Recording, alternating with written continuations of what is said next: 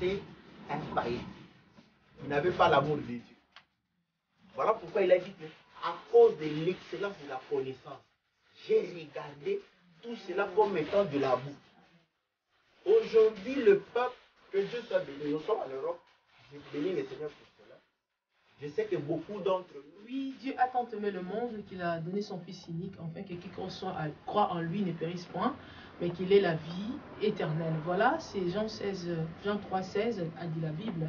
Aujourd'hui, nous avons reçu un homme de Dieu qui est venu de la Belgique, pasteur Philippe Mukenge. C'est un homme de Dieu qui était ici en Hollande, mais maintenant il est installé en Belgique, mais l'œuvre est ici en Hollande. C'est pour cela qu'il est venu aujourd'hui sur notre plateau de qui la parle, afin de défendre les Écritures sur le thème de l'amour de Dieu. Je présente cette émission, mais je ne suis pas seul, je suis le pasteur Trésor, et je suis à côté de moi la servante de Dieu, Maman Bijou Manzambi. Comment allez-vous, Maman Bijou? Très bien. Très et aujourd'hui, c'est un autre thème. Oui. Nous sommes là, c'est la vie qui va parler encore tout à l'heure. Oui. Et nous avons reçu le pasteur Philippe. Oui, oui. Le pasteur Philippe va nous parler du thème de quel est l'amour de Dieu. Et qu'en pensez-vous de l'amour de Dieu? Tu sais, l'amour de Dieu, hein, c'est plus profond dans la vie de tout enfant de Dieu. Parce que tout c'est par son amour. Qu'on respire, qu'on soit appelé même enfant de Dieu, c'est par rapport à l'amour de Dieu. Voilà. Comme tu venais de le dire, que Dieu a tant aimé le monde. C'est ça l'amour de Dieu. Alors j'aimerais aussi aller vers le pasteur. Bonjour pasteur. Bonjour ma soeur. Comment allez-vous? Je vais bien par la grâce de Dieu. Amen. Nous sommes vraiment très joyeuses de vous avoir avec nous sur le plateau que la Bible parle. Merci. Qui est le pasteur Philippe?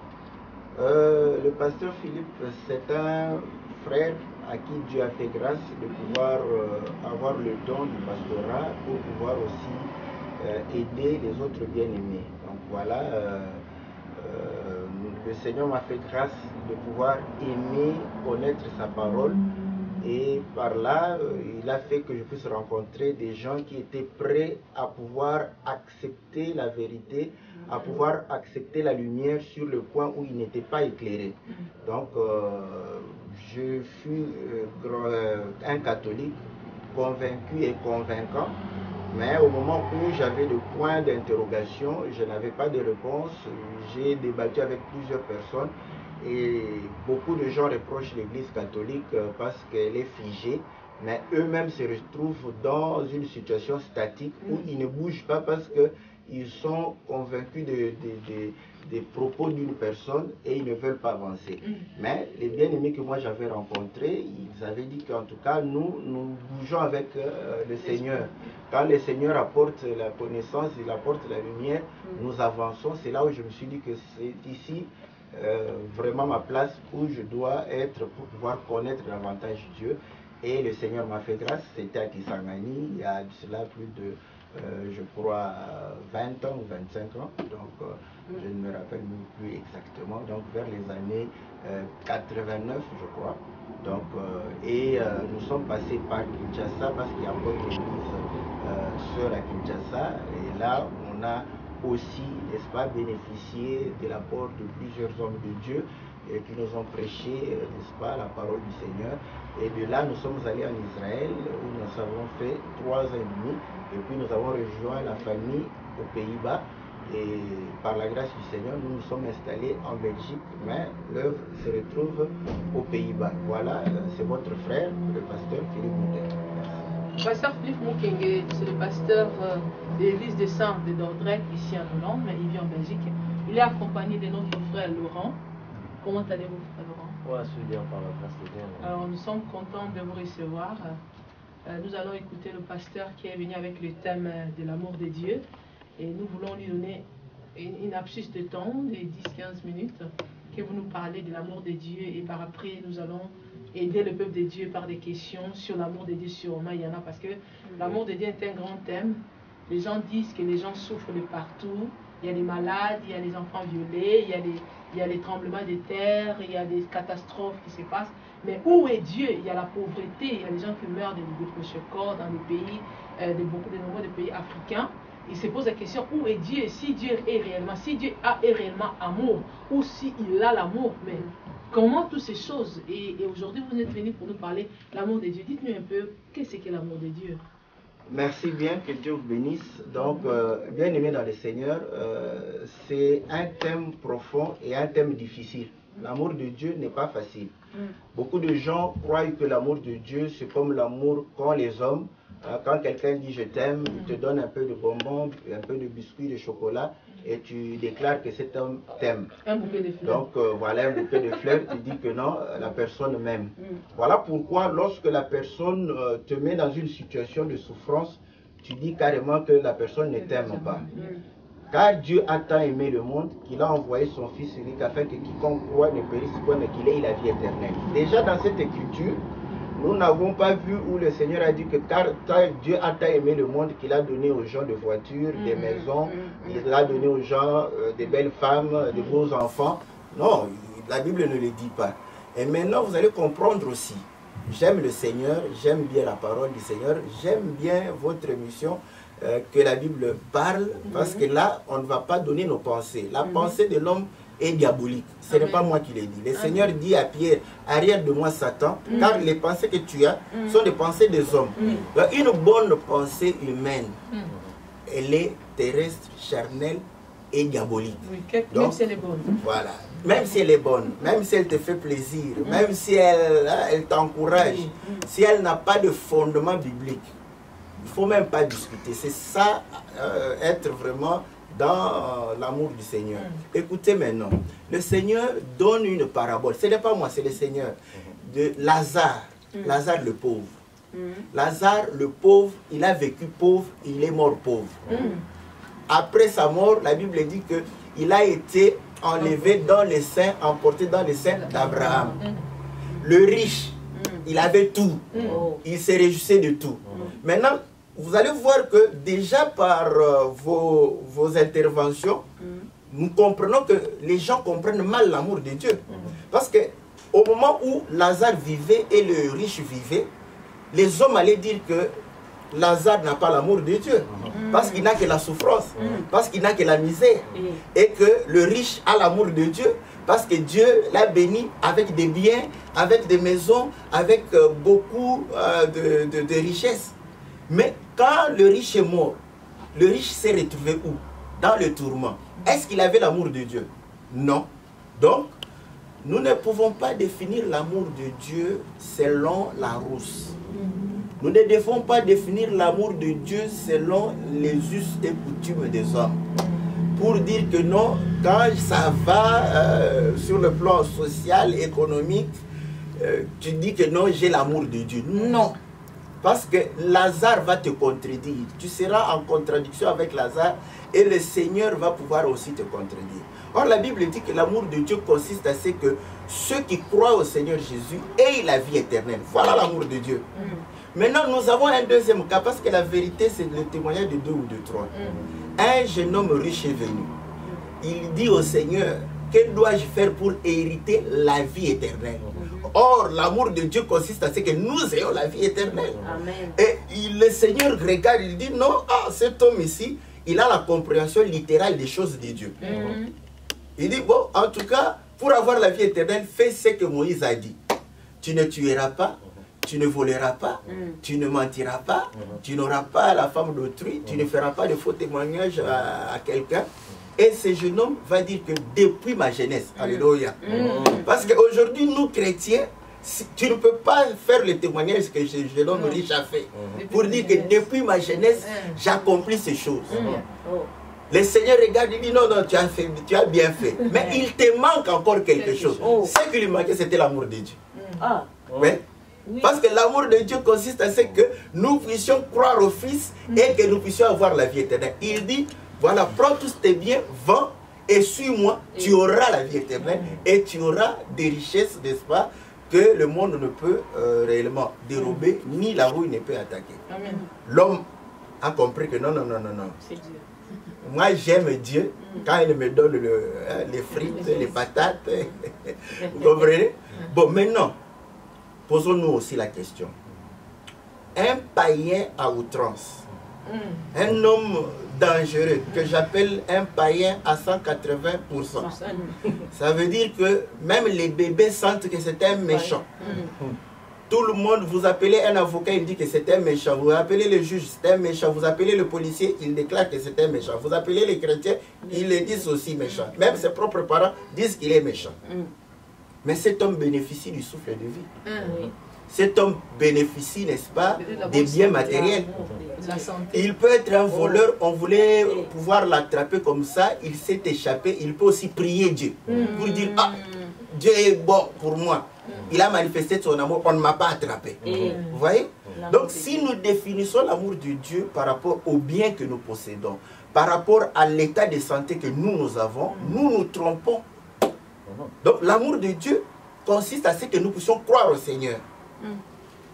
Or, comment croire au Seigneur si on n'entend pas ce que le Seigneur a dit? La foi vient de ce que l'on entend vient de la parole de Christ. Mais écoutez un jour, dans Matthieu 13, le Seigneur parle. Il dit, un semeur est sorti. Vous connaissez l'histoire. Il sort avec de la semence tombe le long du chemin, une partie dans les épines, une autre partie dans les pierres, une autre partie dans la bonne terre.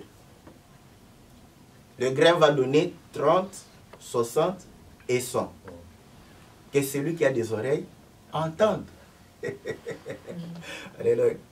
On lui pose la question. Seigneur, pourquoi tu leur parles en parabole? Car Dieu a tant aimé le monde qu'il a donné son Fils unique afin que quiconque croit ne périsse point mais qu'il ait la vie éternelle. Or pour croire il faut écouter le Fils. Mais maintenant quand le Fils parle, il parle en parabole. On lui pose la question, pourquoi tu leur parles en parabole? Il dit, oh, soyez bénis parce que à vous, il vous a été donné de connaître les mystères du royaume. À ceux que l'amour de Dieu a été manifesté, c'est de pouvoir connaître les mystères du royaume. Mais à eux, je parle en parabole afin qu'ils n'entendent point, qu'ils ne comprennent point, qu'ils ne se convertissent point et que je ne les guérisse point. Est-ce que vous avez le verset de cela? Matthieu chapitre 13. Matthieu 13, quel verset? Voilà l'amour de Dieu. L'homme qui était l'amour de Dieu refuse que certains puissent croire. Nous sommes au verset 10. Matthieu 13, verset 10. Vous pouvez commencer au verset 2.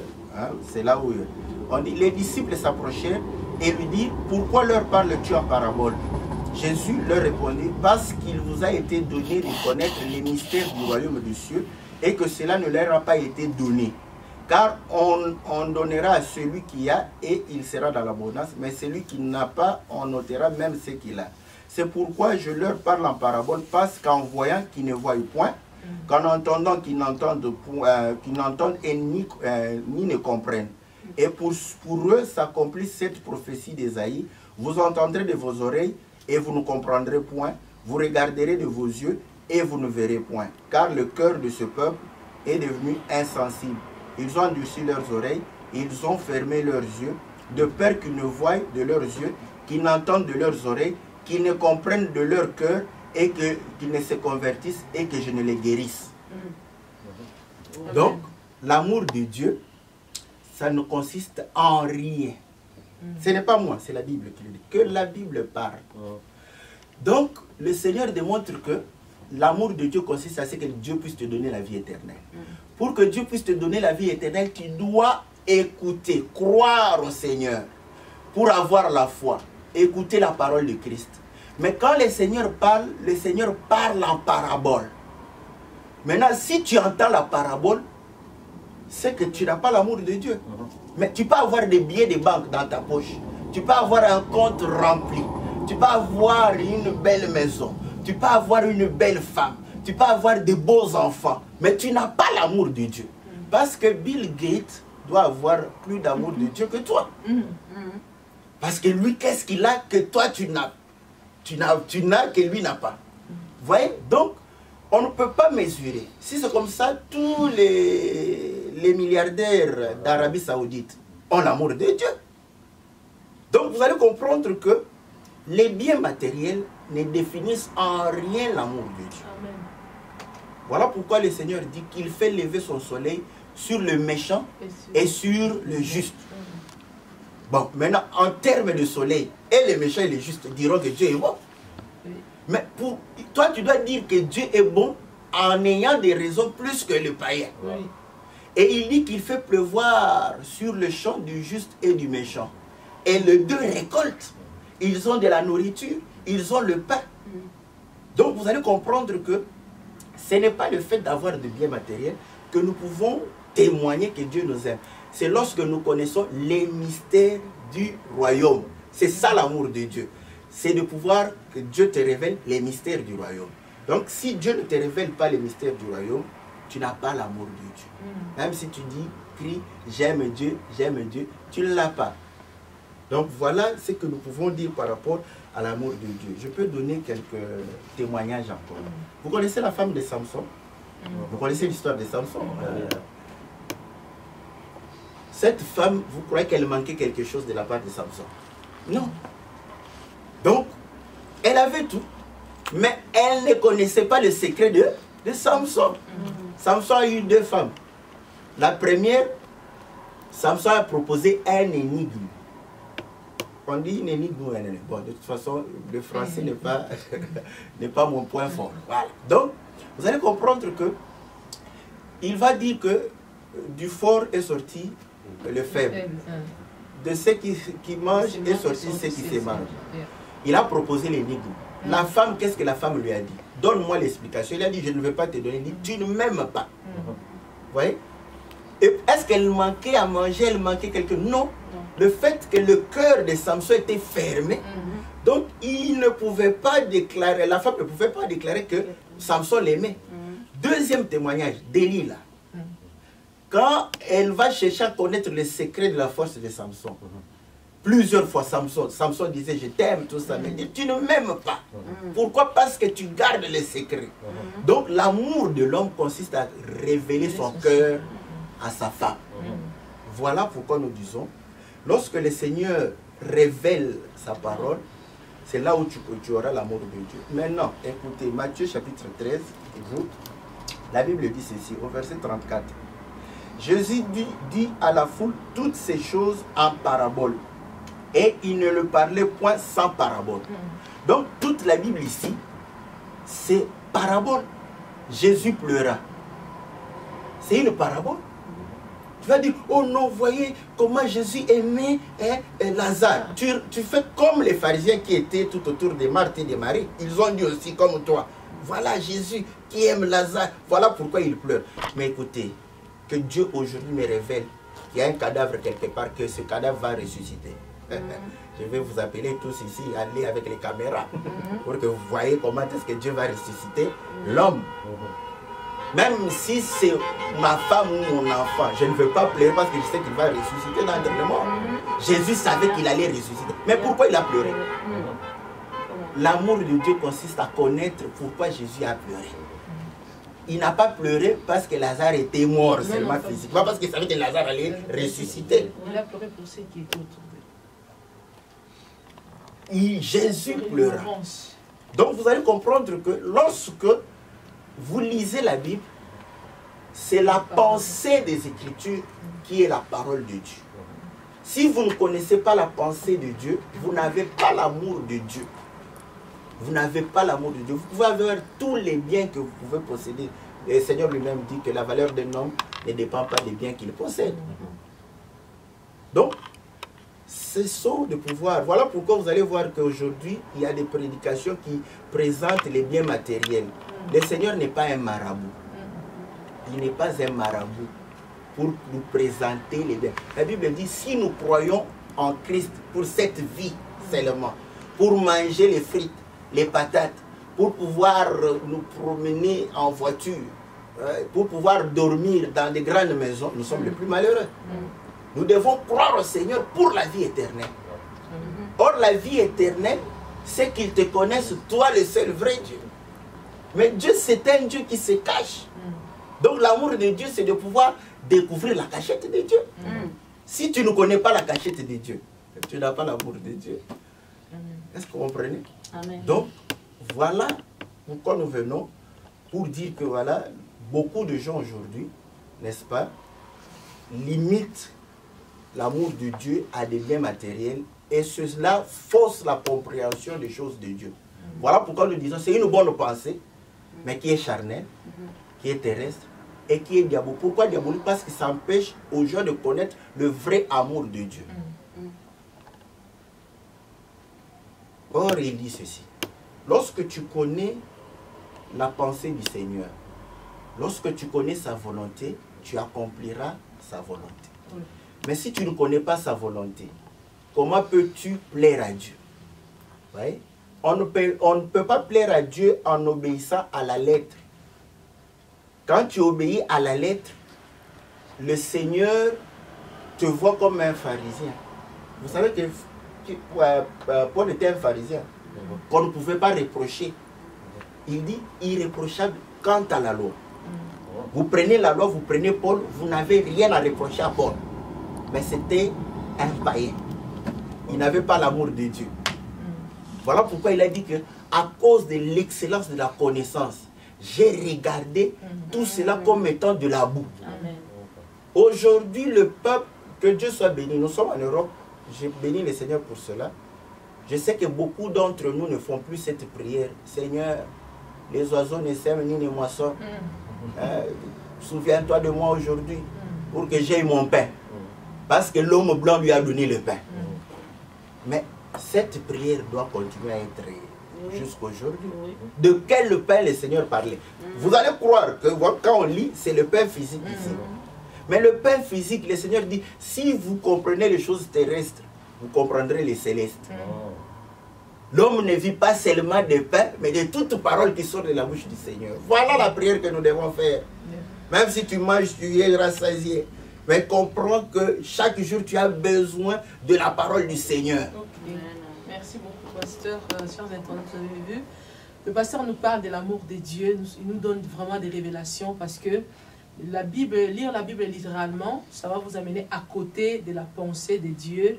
Et finalement, vous aurez une opinion personnelle qui ne sera pas la volonté de Dieu. Et ce sera une pensée humaine et diabolique à la fin.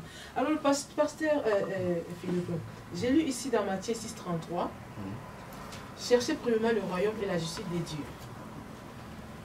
C'est aussi une façon de dire de rechercher l'amour de Dieu. Oui, parce que le Seigneur Jésus, sa prédication consiste en quoi? Parce qu'aujourd'hui, les gens se disent serviteurs de Dieu, serviteurs de Christ, ministres de Christ. Mais ils prêchent quoi?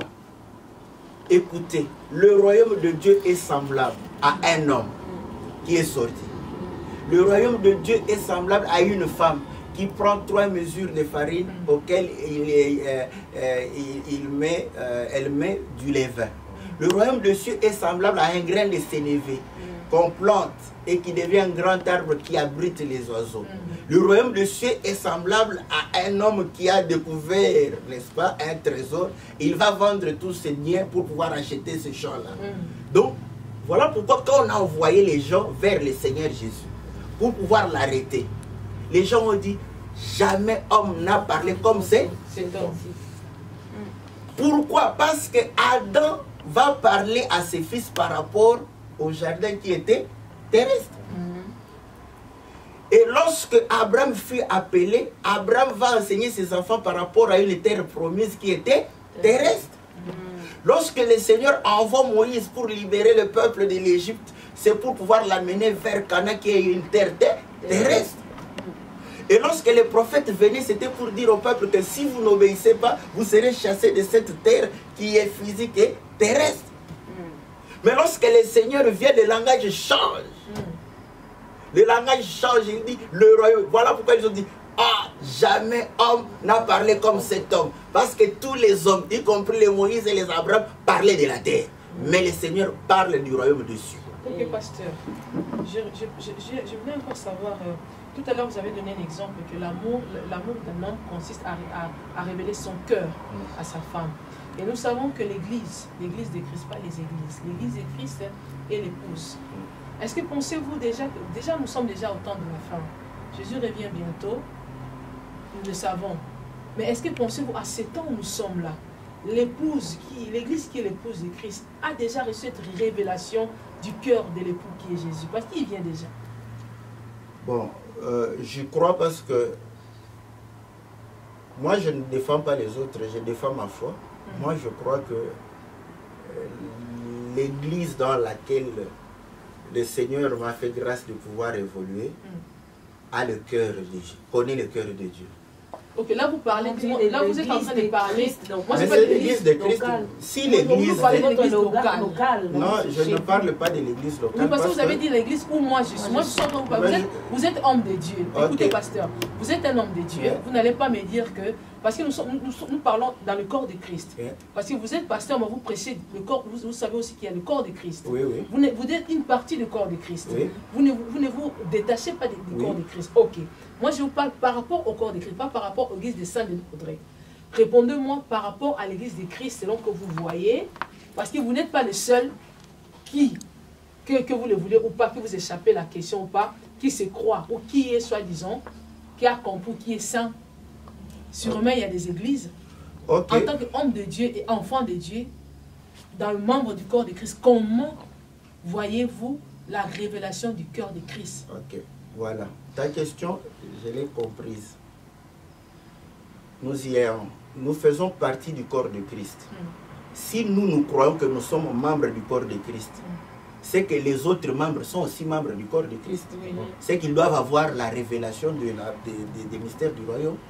Voilà. Maintenant, si quelqu'un témoigne, parce qu'on ne va pas interdire à quelqu'un de pouvoir rendre témoignage qu'il connaît Dieu, qu'il aime Dieu. Je ne veux pas que vous... Je te comprends. Vous ne témoignez pas. Mon problème, c'est que restez dans la question où moi je vous ai posé. Ma question à moi que vous répondez. Parce que dans une famille, on peut avoir 5 enfants dans une famille. Et tous les enfants ne comprennent pas tout ce que papa dit, mais ils sont dans la maison. C'est par rapport à cela que vous voyez dans l'ensemble, parce que Jésus revient. Jésus revient déjà. J'ai commencé par faire mon témoignage pour dire que je n'ai pas commencé à Dordrecht. Donc je suis venu de Kisangani. Donc il y a des églises locales là-bas. À Kisangani, au Congo, à Paris, partout il y a des églises. Ce sont des églises sœurs. Donc voilà pourquoi je dis que ces églises sœurs-là, où on entend la pensée du Seigneur, où on entend les mystères du royaume, je témoigne qu'effectivement, cette église-là, parce que je fais partie de cette église-là, cette église connaît réellement, n'est-ce pas, la pensée du Seigneur, connaît, n'est-ce pas, le cœur du Seigneur. Maintenant, le problème est celle-ci, parce que je comprends ta question. Les autres églises qui se disent églises, qui se disent épouses de Christ, elles n'ont qu'à prouver qu'elles sont épouses de Christ, parce que nous avons compris que les 2 femmes de Samson ont donné les secrets de Samson. Pour prouver qu'elles étaient les femmes de Samson. Vous allez comprendre que la femme de Zacharie, Zacharie qui était muet, et lorsqu'on demanda de pouvoir donner le nom à Jean, la femme avait la pensée de Zacharie. Et pourtant, Zacharie, c'était un muet. Il va dire que cet enfant elle va dire que cet enfant va s'appeler Jean. Les parents, les tatas, moi aussi, les oncles, tout ça, sont venus pour pouvoir s'imposer. La femme a dit non, moi, en tant que femme de Zacharie, je connais sa pensée. Nous avons 3 témoignages. Que si tu es la femme de Christ, tu dois connaître la pensée de Christ. Voilà. Maintenant, je ne veux pas rendre témoignage à quelqu'un, à la place de quelqu'un. Moi, je rends témoignage de moi. Je rends témoignage de ce que je vis. Si quelqu'un vient et dit que non, il fait partie du corps de Christ, il n'a qu'à nous démontrer qu'il a la pensée de Christ. Mais pasteur, en vous écoutant, vous êtes plus personnel que le corps de Christ même. Parce que quand je vous écoute là, je vous écoute plus, vous parlez plus de votre congrégation, peu importe là où se trouvent les églises mères de votre congrégation, peu importe là où se trouvent aux États-Unis, en Amérique, partout, mais il s'agit de votre congrégation, quelles que soient les branches. Mais moi, je suis un enfant de Dieu, ok? Je ne viens pas dans votre église, mais il y a des enseignements que je suis des enseignements. Je suis capable de dire que, ok, voilà, quand même, en vue d'ensemble, tel que nous sommes à la fin des temps, il y a encore quelque chose à faire. Par exemple, je peux dire ça, quelque chose à faire, mais dire que, bon, par rapport à nous, à l'église des Rochers, par exemple, ou à la colonne de la vérité, là, c'est un peu égoïste. On n'interdit pas que quelqu'un témoigne. Non, je ne suis pas égoïste. C'est parce que, vous savez, quand je vais parler ici, les mêmes personnes vont dire que, ah, lui, il aime critiquer les gens. Non, soyez libre ici. C'est là où je suis libre, mais je ne veux pas frustrer les gens aussi. Parce que, c'est vrai, hein, je l'ai dit. Parce que nous, quand nous disons la vérité, nous la disons. Dites la vérité. Ici, c'est la Bible. Quand nous parlons, nous regardons, parce qu'il faut comprendre. Nous avions dit d'abord que dans une église où on te prêche l'amour de Dieu consiste à avoir des biens matériels, ils n'ont pas l'amour de Dieu. Justement, moi j'aurais peut-être préféré que vous me répondiez ceci. Donc c'est comme ça. Moi j'aurais peut-être préféré que vous me répondiez ceci. Parce que vous avez... que vous me dites que, bon, généralement, il se passe trop d'enseignements qui amènent le peuple de Dieu à côté. Tandis qu'il y aura des gens qui seront sauvés, bien qu'ils soient à l'église catholique. Par quel moyen? Par le moyen du fait qu'il y a des gens qui sont à l'église catholique, qui ne sont pas, qui sont ignorants de ce qui se passe là-bas. Et je crois que Dieu, dans son amour, dans son élection, parce que l'élection de Dieu jusque-là, on ne peut pas déterminer l'élection de Dieu par que celui-ci vivra, celui-ci ira au ciel, celui-ci n'ira pas. L'amour de Dieu que vous prêchez tout à l'heure, c'est aussi à cacher, aussi à cacher des choses. Vous voyez? Et je ne suis pas sûr que vous êtes aussi bien placé ou vous êtes la personne qui sait exactement. L'amour de Dieu m'a révélé que non, tous les catholiques iront en enfer. Non, moi je ne peux pas dire ceci. Je ne peux pas confirmer cela. Moi, je peux te dire ce que par rapport à ça. Dites-moi votre pensée à vous. Ce qui vous engage. Tous ceux qui vont rester dans ce système-là, catholique, écoutez ce que le Seigneur dit. Rien n'est nouveau sur la terre. Oui. Matthieu 23, oui. Au verset 13. Malheur à vous, scribes et pharisiens, hypocrites, parce que vous fermez aux hommes le royaume des cieux. Vous n'y entrez pas vous-même et vous n'y laissez pas entrer ceux qui veulent entrer. Alléluia. Donc si aujourd'hui, n'est-ce pas, vous êtes dans un système des pharisiens et des scribes, vous y restez, vous n'y entrerez point, même si vous le voulez. C'est ça, c'est que l'Écriture. Que la Bible parle. Mais qu'est-ce qui prouve que tous ces gens-là, qu'est-ce qui prouve que tous ces gens-là demeureront jusqu'à la fin? Ok, c'est une autre question. Vous voyez? Bon, justement, c'est pour ça qu'il faut rester ouvert. Il faut laisser une parenthèse, parce que la volonté de Dieu est que les gens ne meurent pas. Donc vous aussi, quand vous parlez des gens... Nous avons vu la volonté de Dieu que certains meurent, parce qu'on vient de lire pourquoi tu leur parles en parabole, afin qu'ils ne comprennent pas, afin qu'ils ne se convertissent pas, afin que je ne les guérisse pas, afin qu'ils meurent. Là, vous parlez d'un verset seulement, mais il y a des versets bibliques qui disent que le Fils de l'homme est apparu pour anéantir l'œuvre de l'ennemi. Et la volonté de Dieu est qu'un homme ne meure pas, mais que tous croient. Un homme ne meurt pas. Que tous croient qu'ils aient la vie. Amen. Que tous croient. Amen. C'est ça l'amour de Dieu. Nous avions dit l'amour de Dieu consiste à connaître la pensée de Dieu. Oui. Écoutez ce que... Je réponds directement à cette question. Ecclésiaste dit ceci. Oui. Ecclésiaste chapitre 3, si je ne me trompe pas. Il dit que les hommes, Ecclésiaste chapitre 3, au verset 18, j'ai dit à mon cœur, au sujet des fils de l'homme, que Dieu les éprouverait et qu'eux-mêmes verraient qu'ils ne sont que de bêtes. Donc, l'Écriture démontre ici qu'il y a des hommes que nous appelons des hommes, mais ici, que la Bible parle, que Dieu vous bénisse pour l'émission, que pas le pasteur, la Bible. La Bible démontre que les hommes vont s'examiner, comprendre que ce sont des bêtes. Maintenant, là, quand Dieu le Seigneur dit qu'il ne veut pas que l'homme meure, nous disons Amen. Parce que dans 1 Corinthiens chapitre 9, Paul va pouvoir démontrer qui est la bête. Il dit, la bête c'est un homme animal qui ne reçoit pas les choses de l'esprit. Donc voilà où vous allez comprendre, que l'écriture, parce que Dieu ne ment jamais, l'écriture ne peut être jamais anéantie. Jean chapitre 10, verset 33. L'écriture ne peut jamais être anéantie. Nous n'anéantissons pas les écritures. Nous acceptons toutes les écritures, mais nous voulons connaître la pensée de l'écriture. Parce que l'écriture en elle-même peut te tuer. Donc vous allez comprendre que lorsque le Seigneur dit qu'il veut que les hommes se convertissent, donc nous disons même les hommes. Et vous allez comprendre que voilà, 1 Corinthiens chapitre 2, il dit ceci, que lorsque nous prêchons ces choses, il n'y a que les hommes qui écoutent. Les animaux ne vont pas entendre. Mais quel animal? Ce n'est pas ton chien. Ce n'est pas... ce n'est pas le chien. Il ne parle pas du chien. Donc il parle des hommes. Il parle des hommes, non pas Christ, les hommes qui rejettent la parole. Qui rejettent la parole du Seigneur. Donc nous sommes au chapitre, voilà. 1 Corinthiens, c'est 2 Corinthiens. Non, 1 Corinthiens chapitre 2, au verset 14. Mais l'homme animal ne reçoit pas les choses de l'Esprit de Dieu, car elles sont une folie pour lui, et il ne peut les connaître parce que c'est spirituellement qu'on en juge. L'homme spirituel, au contraire, juge de tout et il n'est lui-même jugé par personne. Car qui a connu la pensée du Seigneur pour l'instruire? Or, nous avons la pensée de Christ. Donc, vous comprenez que quand on parle de l'homme, c'est celui qui a l'esprit de Dieu. Voilà pourquoi Pilate a présenté. Voici l'homme. Parce que l'homme qui était là, c'était lui qui était scellé de l'esprit de Dieu. Donc nous comprenons que cette écriture que vous avez évoquée est correcte. Quand Dieu dit que les hommes doivent être sauvés, il voit ceux qui vont recevoir l'esprit du Seigneur. Je reviens maintenant. Paul était pharisien. Voyez? Pour être sauvé, il faut sortir de Babylone. Mais pourquoi ne restez-vous pas, pasteur? Parce que attendez, pourquoi ne restez-vous pas dans la pensée que, dans le souhait, hein? Oui. Parce que que gagnez-vous que les hommes meurent, que les hommes aillent en enfer? Vous ne gagnez rien. Mais est-ce que c'est moi qui ai fait l'enfer? Justement, c'est pour ça que je suis en train de vous dire que pourquoi ne resterez-vous pas dans la pensée que, une pensée ouverte, un souhait pour vous en tant qu'homme de Dieu? Parce que votre travail, votre appel, c'est que vous pouviez prêcher par la puissance du Saint-Esprit lui-même, il fasse ce travail de ramener cela. Oui, c'est ce que je fais. Alors pour moi, je penserais qu'il serait peut-être mieux pour vous, ça c'est moi, ça n'engage que moi, que tout enfant de Dieu, qu'on soit pasteur ou pas, mais si vraiment on a compris que non, l'enfer existe et que le royaume des cieux c'est ça qu'il nous faut.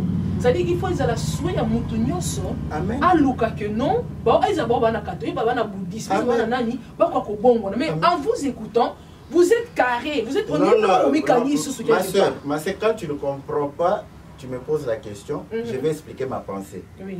Je suis carré que le salut n'est qu'en Christ et Jésus. Ça, je suis carré. Amen. En dehors de Christ, il n'y a pas de salut. Amen. Qui est Christ? Il est la parole. Amen. La parole, c'est lorsque nous avons la lumière. La lumière. Amen. C'est là où nous commençons. C'est ça l'amour de Dieu. Amen.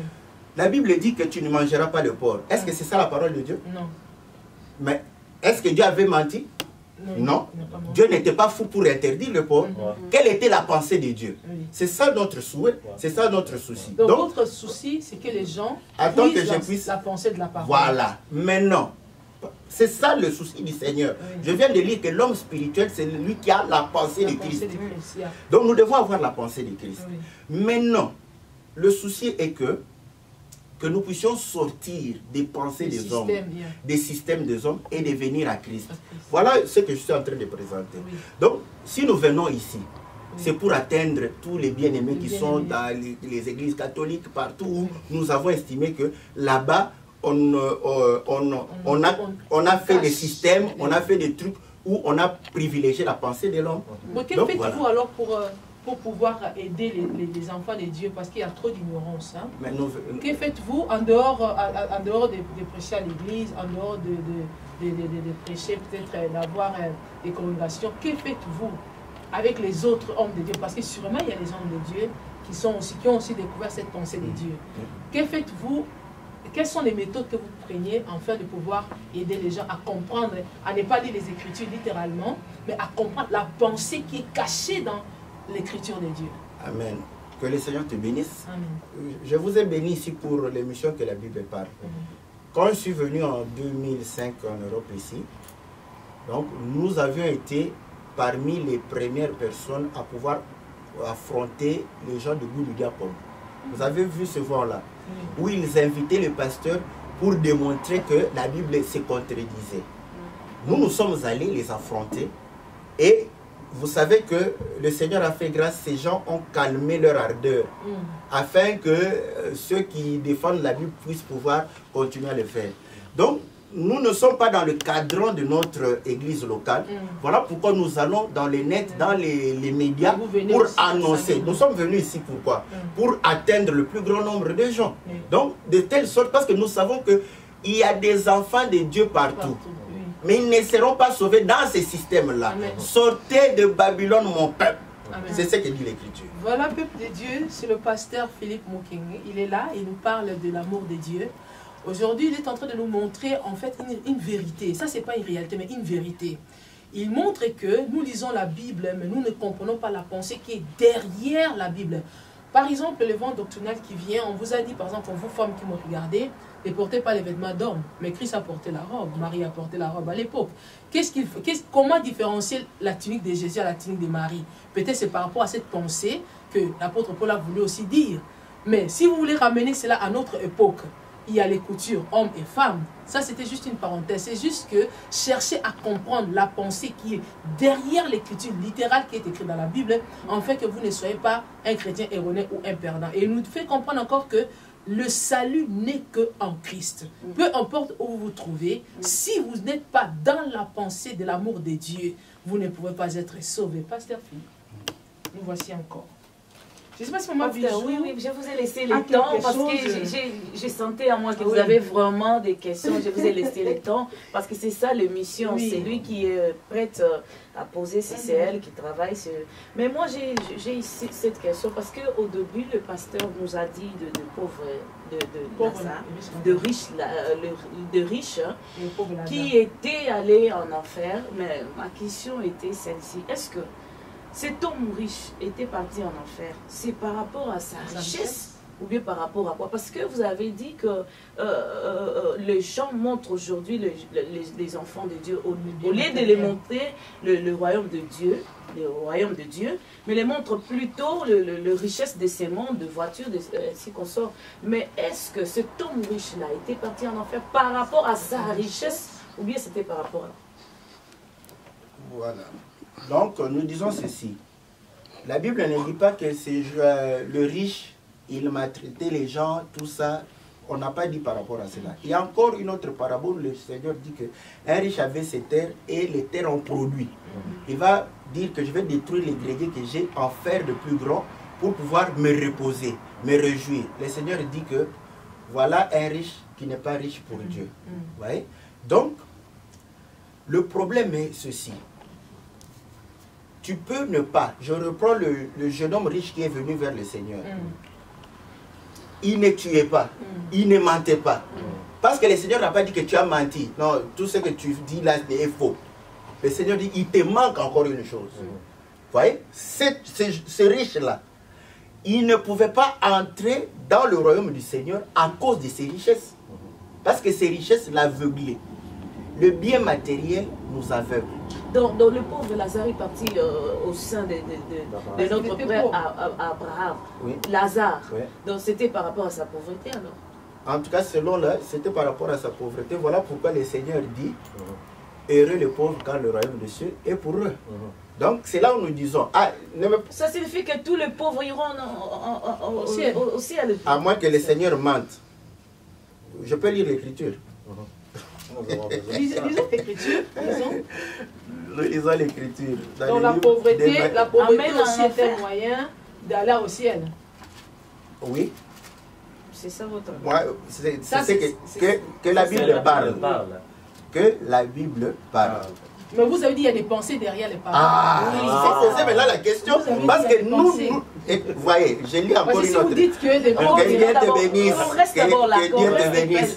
Parce que vous voyez, nous avons d'abord le respect des Écritures. Et après, nous cherchons à sonder l'Écriture, la profondeur. Voilà, c'est ça la parole de Dieu. La parole de Dieu est constituée de deux choses. L'écriture et son explication. Ça a toujours été ainsi. Lorsque Dieu parla à Pharaon, pour que Pharaon ait le message, il fallait que Pharaon ait le songe et son explication. Lorsque Dieu parla à Nabuchodonosor, il fallait qu'il y ait le songe et son explication. Si vous n'avez pas le songe, vous ne pouvez pas nous donner l'explication. Si vous avez le songe sans explication, nous ne serons pas sauvés. Est-ce que vous comprenez? C'est ça le salut, c'est ça l'amour de Dieu. Donc, nous respectons les Écritures selon qu'il est écrit dans le livre de Jean chapitre 10, au verset 35. Si elle a appelé Dieu ceux à qui la parole de Dieu a été adressée, et si l'Écriture ne peut être anéantie. L'Écriture ne peut être anéantie. Matthieu chapitre, je lis dans le livre de Luc au chapitre 6. Hein. Luc chapitre 6. Le Seigneur dit ceci. 6,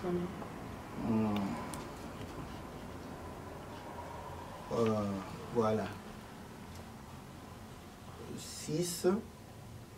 Je peux commencer, voilà, au verset 20. Alors Jésus, levant les yeux sur ses disciples, dit: heureux vous qui êtes pauvres, car le royaume de Dieu est à vous. Heureux vous qui avez faim, maintenant, car vous serez rassasiés. heureux vous qui pleurez maintenant, car vous serez dans la joie. Je dis Amen. Parce que c'est la parole du Seigneur. Maintenant. De quelle pauvreté il s'agit? Ah, ok. Maintenant, quand on parle de la richesse, je peux aussi poser la question. Parce que quand on disait Salomon était riche, là vous prenez les biens matériels. Pour Salomon, vous prenez les biens. Voyez, mais, enfant de Dieu, Salomon était riche. Nous sommes appelés à être des riches. Nous sommes appelés à être des ministres de ce monde. Nous sommes appelés à diriger. Nous sommes appelés à être la tête et non la queue. Bon, ce sont des encouragements. Mais ce n'est que la lettre. Cette prédication au Congo, que vous ne serez pas la queue, vous serez la tête. Vous parlez aux gens qui sont dans un pays qui est la queue des pays développés. Tout un pays, la queue, mais vous dites aux gens que vous ne serez jamais la queue, vous serez la tête. C'est endormir le peuple de Dieu. Voilà pourquoi certains disent que la religion devient l'opium du peuple. Ça veut dire quoi? C'est ça l'amour de Dieu. Quelle est cette pensée? Donc nous comprenons ici que pour hériter le royaume, il faut être pauvre. Car le Seigneur dit dans le livre de Luc, là où on parlait du jeune homme riche, il dit que il est difficile à un riche d'entrer dans le royaume, facile à un chameau d'entrer dans le trou d'une aiguille. Difficile, mais pas impossible. Écoutez, Pasteur, difficile, mais pas impossible. Pierre a répondu pour dire qui sera sauvé. Pasteur, Pierre a compris que personne ne sera sauvé, mais toi tu crois encore qu'il est possible qu'un Mais est-ce que vous ne croyez pas, papa, maman, parce que j'ai posé cette question, mais est-ce que vous ne croyez pas que cet homme riche était allé en enfer? C'était par rapport à son attitude à Lazare. Parce qu'il avait, c'est pas par rapport à sa richesse, par rapport qu'il a nié au sommet. Comment était son attitude envers?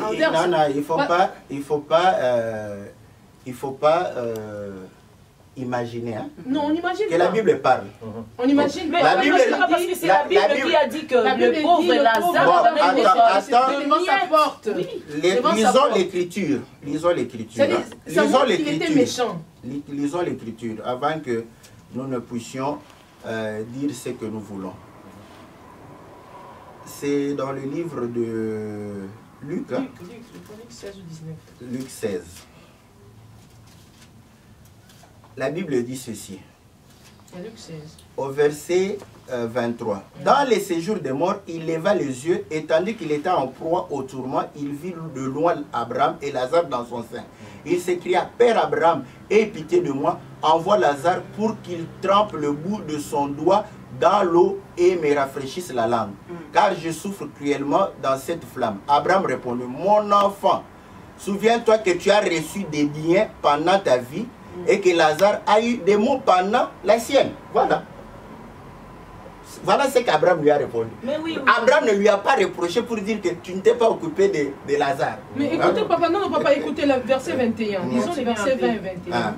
Le verset 20 et 21 dit ceci. Un pauvre nommé Lazare était couché à sa porte, couvert de lucères, et désiriez de se rassasier des miettes qui tombaient de la table du riche. Et même des chiens, les chiens venaient encore lécher ses ulcères. Ça veut dire que Lazare se trouvait à côté de la table du riche. Hein? Parce que c'est les Écritures, tous en nom littéral. Littéral, voilà. Tous en nom littéral, boyé, parce que le dit Amen. Amen. Ce déjà ici, on est en train de dire que il voulait se rassasier des miettes. C'est-à-dire qu'il y a un Lazare. Le chien. Et bon, c'est comme tu es riche, tu as miettes, nous sommes ma vie. Alléluia. C'est par rapport à son cœur, par rapport à sa richesse, papa. Que Dieu bénisse. Que la Bible parle. Papa, ici, mes soeurs, papa, ici, c'est la Bible qui a parlé. Oui. Appelons un autre témoin. Appelons un autre témoin pour établir la vérité. Qui va établir la vérité? Le Seigneur Jésus. Le Seigneur Jésus lui-même. Lisons l'écriture. Parce que nous, c'est la Bible qui parle. Oui, la Bible doit parler. Matthieu chapitre 15. Alléluia. Matthieu chapitre 15. Jésus étant parti, verset 21. Jésus étant parti de là, se retira dans le territoire de Tyr et de Sidon. Et voici une femme cananéenne qui venait de se contrer, lui cria, « Aie pitié de moi, Seigneur, fils de David. Ma fille est cruellement tourmentée par les démons. » Il ne lui répondit pas un mot. Et ses disciples s'approchèrent et lui dirent, avec instance, renvoie-la car elle crie derrière moi, derrière nous. Il est répondu, je n'ai été envoyé qu'aux brebis perdues de la maison d'Israël. Mais elle vint se prosterner devant lui, disant, Seigneur, secours-moi. Il est répondu, il n'est pas bien de prendre le pain des enfants et de le donner aux chiens. Alléluia. Dans la parabole de Lazare, les chiens se retrouvent. C'est là où nous disons, c'est une parabole. Il faut savoir maintenant, ça parle de quoi par rapport au royaume. Nous avons déjà lu le littéraire. Maintenant, pour que nous soyons tous d'accord, il faut avoir la pensée. C'est la pensée de Christ qui va nous calmer. Hein? Vous voyez ici que le Seigneur, vous savez que le Seigneur était riche. De riche qu'il était, il est apparu pauvre. Donc, cette femme cananéenne qui était considérée comme une chienne, vous allez comprendre qu'elle va se retrouver à côté du Seigneur. Demander à ce que sa fille soit guérie. Le Seigneur dit que la nourriture des enfants, comme les riches là-bas, hein, nous ne parlons plus de la lettre. Oublie les riches que tu as envie pour qu'ils te donnent à manger. C'est ça qui t'empêche de connaître les choses du royaume. Parce que tu as envie les biens du riche. Oublions ça. Nous comprenons que le riche est dans la parabole pour expliquer quelque chose. Donc nous comprenons que voilà, ici le Seigneur démontre qu'il est du côté des riches, de ceux qui ont du pain. Il dit que la nourriture des enfants ne peut pas donner aux chiens. Écoutez ce que la femme dit. Il dit, oh, comme Lazare, je dois manger les miettes. Il dit, oui Seigneur, dit-elle, mais les petits chiens mangent les miettes qui tombent à la table de leur maître. Ok, papa, écoutez. Papa, attendez.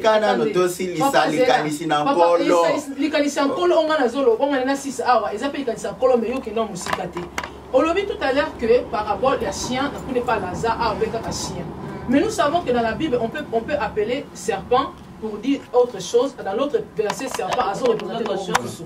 Après, peut-être le chien. Peut-être tu dis, mais moi je sais de quoi je parle. Écoutez, papa. Tu as dit peut-être. Papa, écoutez. Entre peut-être et le sûr. Non, qu'est-ce que pour que vous êtes sûr? Mais je vais continuer. Non, qu'est-ce que, parce que, écoutez-moi, ce que je veux savoir que l'attitude du riche dans Luc 16, qui montre carrément qu'il avait négligé, peu importe le droit qu'avait reçu Lazare, parce qu'il mangeait les miettes. Peut-être vous voulez faire comprendre que non, c'est que vous croyez, vous voulez nous faire croire que c'était le droit de Lazare de manger des miettes. Oui. C'est ce que vous voulez nous faire croire. Or, moi je vais dire que... Et je peux aller même loin pour te démontrer que ce Lazare-là parle beaucoup de choses du royaume. Peu importe. Nous savons qu'il y a les paroles cachées. Voilà, c'est ce qui est important. Mais mon problème, c'est que je vais vous dire ceci. Parce que la question de Maman Bijou est celle-ci. Le peuple de Dieu va nous suivre. Est-ce que tous les pauvres, ou bien les riches iront en enfer, et les pauvres iront au paradis? Et vous avez dit oui. Bon, de quel pauvre on parle? Toi, non, tu mais parles... le problème, c'est que Maman Bijou a parlé de pauvres par rapport à la pauvreté. Parce que vous avez compris ici. Non, mais la Bible nous dit n'appelez pas conjuration ce que le monde appelle conjuration. Nous avons commencé par dire que l'amour de Dieu, je n'appelle pas amour de Dieu ce que le monde appelle amour de Dieu. Non, mais papa, donc, ça veut dire nous devons utiliser le langage spirituel. 1 Corinthiens chapitre 2, papa, il faut verset. Mais il faut écouter la personne qui est devant toi. Mais je vais expliquer maintenant vos questions, me bloquent, parce que je veux expliquer le pauvre. Non, mais voilà. C'est que quand vous êtes devant quelqu'un qui vous pose une question, écoutez d'abord la pensée de la personne. J'ai compris sa pensée. Mais non, j'ai compris sa pensée. Pour prouver que j'ai compris sa pensée, il parlait de pauvres physiques. Il parlait des riches physiques. Mais nous ne sommes pas venus ici pour parler de pauvres physiques ni des riches physiques. Voilà pourquoi. Alléluia. La nature nous enseigne par rapport aux choses célestes. Donc, ce qui nous intéresse, ce sont les choses du royaume. Voilà pourquoi certains... Tout le monde n'est pas à votre niveau. Non, ça c'est tout le monde n'est pas à votre niveau. Il faut commencer d'abord aux choses bas et puis aller aux choses spirituelles. Comment vous allez répondre à quelqu'un qui est un bébé spirituel qui vient à peine vous écouter? À votre niveau. Non, je n'ai pas dit. Vous voulez me faire ce que je n'ai pas dit, me faire dire. Vous répondez par oui. Écoutez, vous avez répondu par oui. Parce que j'avais cru que vous aviez compris le début de mon exposé. Elle a fait le résumé de ce... Pardon, hein, je la suis. J'ai cru Nous qu'elle nous avait... suivons aussi. Oui, j'ai cru qu'elle avait compris parce qu'elle a démontré Nous que suivons. quand nous lisons les Écritures, nous devons avoir la pensée derrière. Moi, je dis Amen. Oui. Ok. Mais papa, maintenant, quand tu me poses la question, Au début, nous avons dit que nous sommes ici, nous représentons ceux Oui, qui sont là. voilà Je pourquoi. pose la question, je peux comprendre. On ne mais représente je pas pose l'église à la, ici, c'est à la place de celle-là. De celle de qui la ne personne connaît pas, qui ne sait regarde. pas. Mais est-ce que vous avez besoin, parce que vous les représentez, vous avez besoin de pouvoir comprendre les pauvres et les riches dont on parle? Oui. Alors, laissez-moi le temps de Donc, pouvoir allez-y. parler. Voilà. C'était Mais simplement. sachez Mais d'abord C'est là que vous éclaircissez êtes- ma Je vais question au moins. éclaircir ta question. Oui. Voilà, nous avions dit ceci. Ok. J'ai lu l'écriture de Jean chapitre 10, verset 35. Oui. L'écriture ne peut être anéantie. Amen. Le Seigneur dit, ce n'est pas moi, Oui. que la Bible parle. Amen. Heureux vous qui êtes, il a dit à ses disciples, vous qui êtes pauvres, car le royaume de Dieu est pour vous. Quelle est la pensée de ces pauvres? Alors, voilà. J'ai dit d'abord Amen à ça. Amen. Donc quand j'ai lu cette écriture, je comprends que les pauvres seront sauvés. Parce qu'il nous reste quelques minutes. Voilà. Expliquez-nous. Je vais aller vite. Si vous me coupez, c'est là où Non, vous allez... on vous Voilà. coupe, allez-y Donc vite. je voudrais aller vite. C'est pour dire quoi? C'est pour dire que le Seigneur prend maintenant exemple sur un riche physique. Vous voyez? Un riche physique pour démontrer que voilà, ce riche ici, il croyait servir Dieu. Parce que ce n'était pas un païen. C'était quelqu'un qui obéissait à la loi. Et selon Deutéronome 28, quand tu obéis à la loi, Dieu te bénit dans ton champ, bénit le fruit de tes bétails, il bénit ton travail, il bénit tes revenus.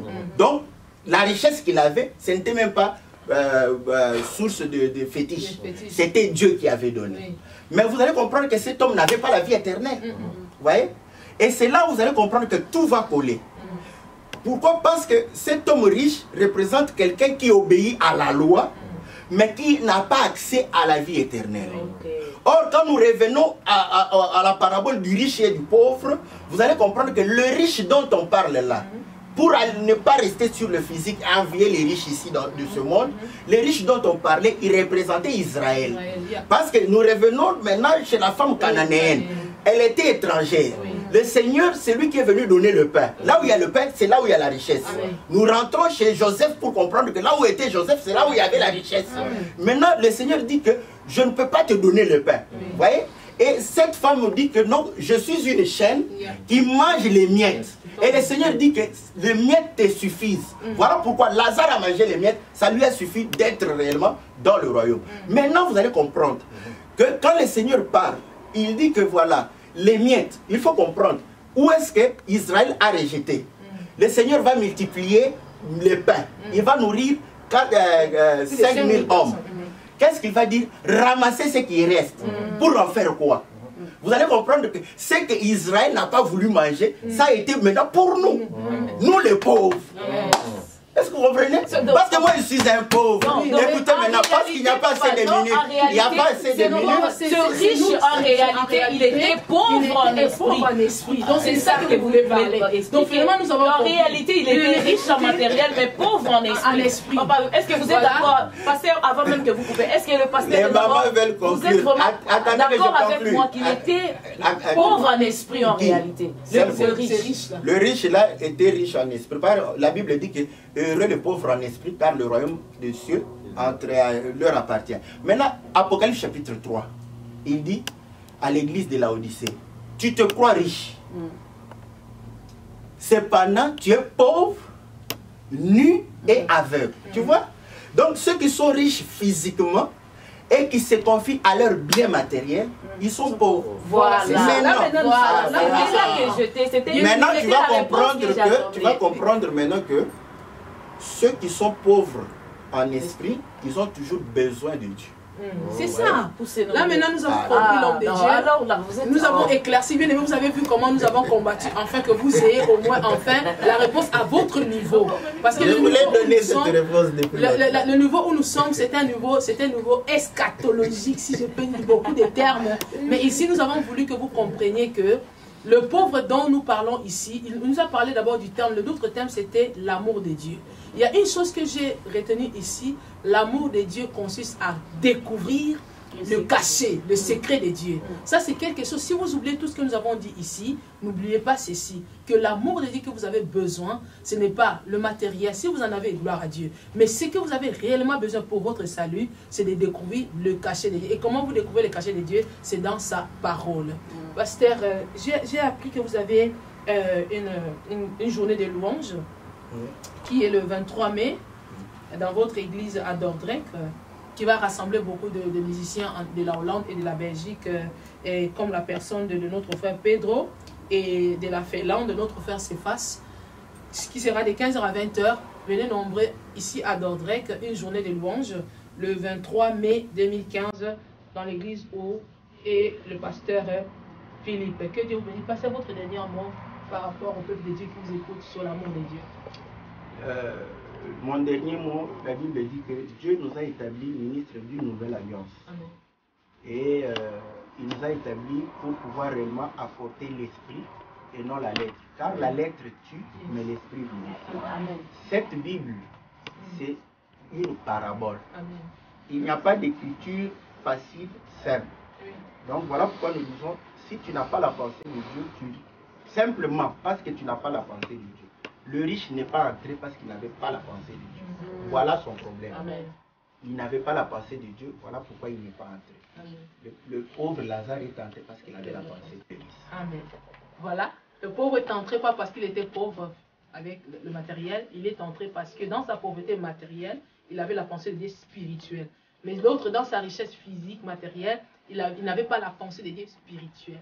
Que Dieu vous bénisse. Nous avons été bénis par la présence de notre pasteur et Philippe et notre frère Laurent et notre soeur, notre maman Bijou qui est ici avec moi. Le plateau était vraiment chaud. Tout ceci, c'était juste pour que la Bible parle. Vous avez vu, lorsque les hommes parlent, ça vole. Mais lorsque la Bible parle, elle arrive toujours à trouver une solution, une réponse. Donc, on ne vous trompe pas qu'on dise que la Bible se contredit. Nous, les hommes, pour nous contredire, mais à la fin, si c'est réellement la Bible qui parlait, voilà, à la fin, nous avons trouvé la réponse de l'amour de Dieu, c'est de découvrir le cachet, le cœur de Dieu. Que Dieu vous bénisse.